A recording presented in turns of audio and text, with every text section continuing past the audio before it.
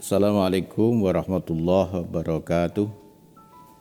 Bismillah, alhamdulillah, la haula wa la quwata illa billah.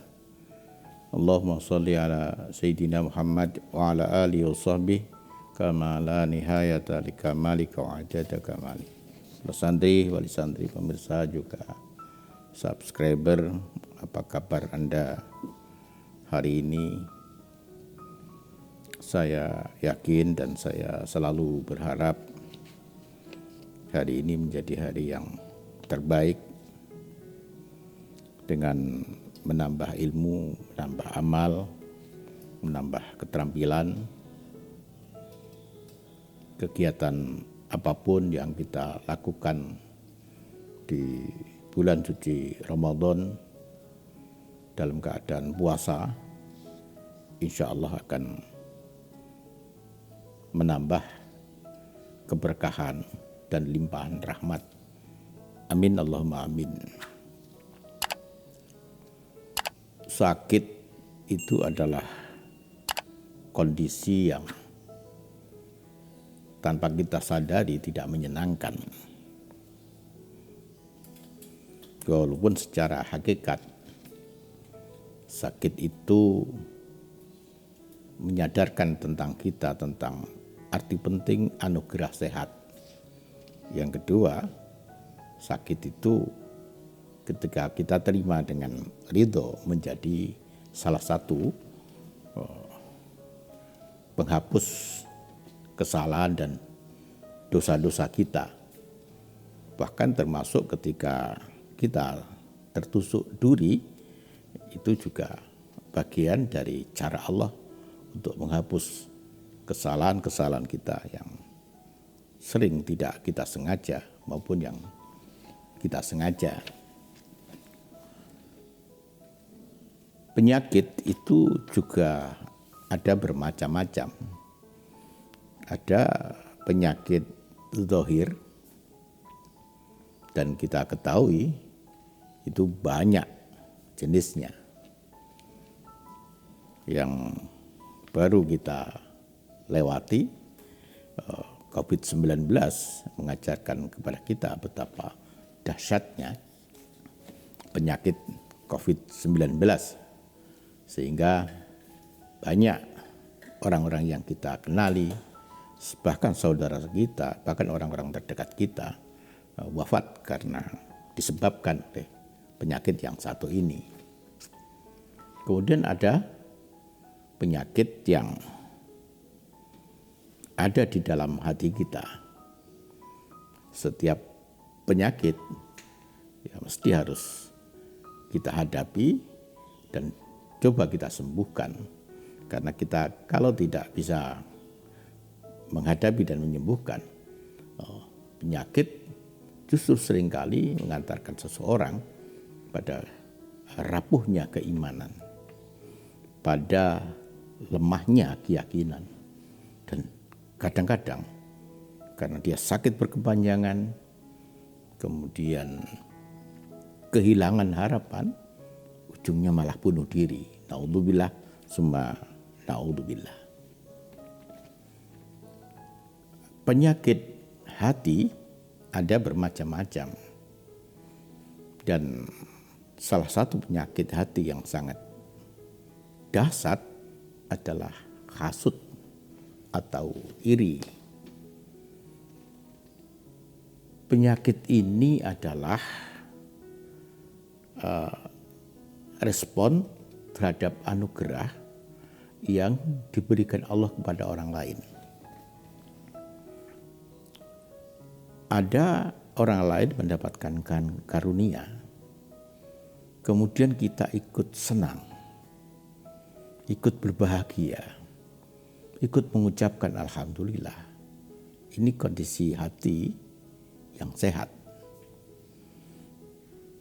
Tapi ketika orang lain mendapatkan anugerah, kemudian terlintas di dalam hati rasa tidak nyaman, rasa tidak suka, bahkan ingin agar karunia atau anugerah itu tidak diberikan kepada orang lain, yang bersangkutan itu sudah sebuah penyakit. Dan penyakit itu perlu diwaspadai karena Rasulullah SAW sudah mengingatkan kepada kita, iyyakum wal hasada fa innal hasada ya'kul hasanat kama ta'kulun nar al-hatab.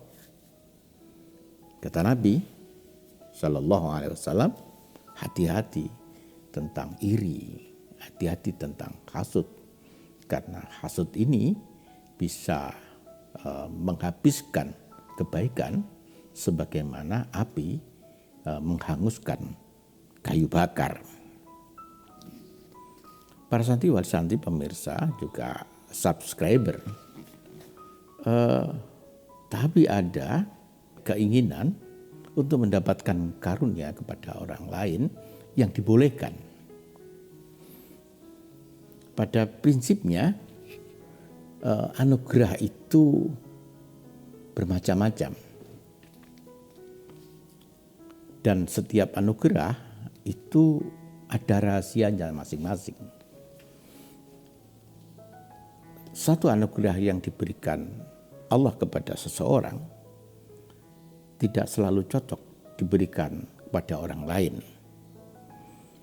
Ada orang yang diberikan anugerah harta benda dan dia kuat dan bisa meletakkan harta bendanya sekadar di tangan, tidak masuk di hatinya, membelanjakan sesuai dengan ilmunya.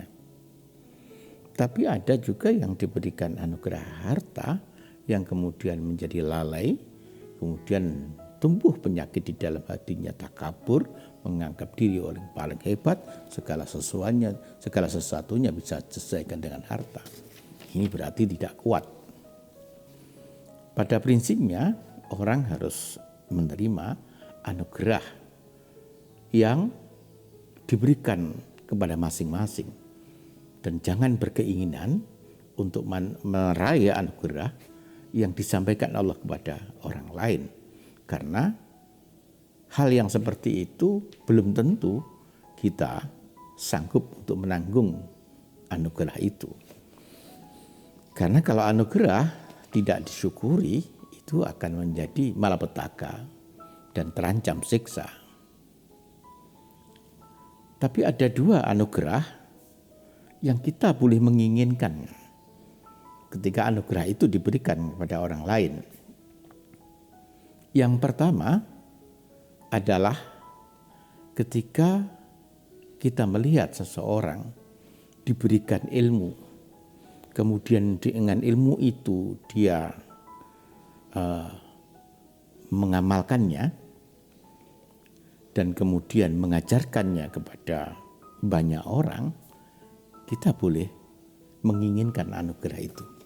Ya Allah, saya berikanlah karunia ilmu sebagaimana yang Allah berikan kepada dia, agar saya bisa mendasari seluruh amal perbuatan saya dengan ilmu, dan saya juga bisa mengajarkan, menyebarkan ilmu itu kepada orang lain. Boleh. Yang kedua, kita boleh menginginkan anugerah yang diberikan kepada orang lain kalau orang lain itu diberikan harta. Dengan harta itu seseorang banyak melakukan kebaikan. Kita boleh meminta kepada Allah, ya Allah, berikan harta seperti yang Engkau berikan kepada orang itu, agar banyak kebaikan yang bisa saya lakukan dengan harta yang Engkau karuniakan kepadaku.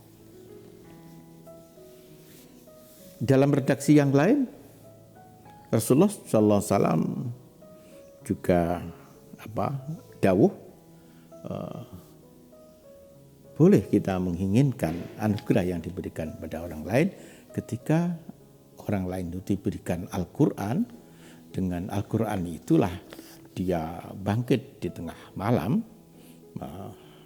dan di sepanjang waktunya untuk membaca Al-Quran, untuk menghayati maknanya dan mengamalkan isinya. Para santri oleh santri pemirsa juga subscriber, kesimpulan apa yang saya sampaikan, kita harus waspada dengan penyakit yang Allah berikan, ya, baik itu penyakit dohir dan penyakit batin. Yang pertama, kita harus ridho ketika penyakit itu menimpa kita. Yang kedua, kita harus berusaha menyembuhkannya agar penyakit tidak menuntun kita pada rapuhnya keyakinan dan keimanan. Dan yang ketiga, kita harus waspada dengan penyakit-penyakit yang menimpa di hati kita, terkhusus penyakit yang namanya hasud. Tapi ada jenis hasud yang Rasulullah SAW izinkan, seperti tadi saya sampaikan, orang yang kita boleh ingin kepada anugerah yang diberikan Allah kepada orang lain berupa ilmu, yang dengan ilmu itu seseorang bisa beramal, bisa menyebarkannya, atau anugerah yang diberikan kepada orang lain berupa harta benda. Dengan harta benda itu seseorang banyak melakukan kebaikan. Semoga menjadi renungan. Selamat berbuka puasa. Semoga menjadi puasa yang berkesan dan indah. Makanan dan minuman yang masuk di dalam perut kita menjadi makanan dan minuman yang penuh berkah dan penuh rahmat. Akhiran wallahu muwaffiq ila muthariq. Assalamualaikum warahmatullahi wabarakatuh.